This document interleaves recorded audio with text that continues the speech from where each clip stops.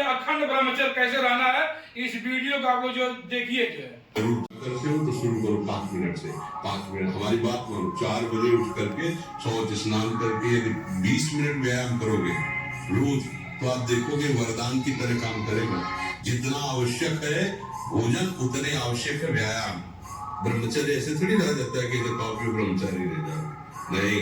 45 minute व्यायाम करके पूरे वृंदावन की परिक्रमा करके अपने ठाकुर की सेवा गुरु जी के 2 बजे प्रसाद व्यायाम करना चाहिए, नाम जप करना। देखो अब देखो अपना जीवन देखना, 1 साल में आप बदल जाओगे। 1 साल में चेहरा बदल जाएगा, जीवन बदल जाएगा।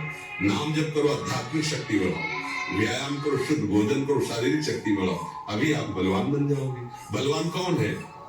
दूसरा गाली दे रहा, आप सह गए उसे बलवान कहते, उसने थप्पड़ मार दिया उसे बलवान नहीं कहते।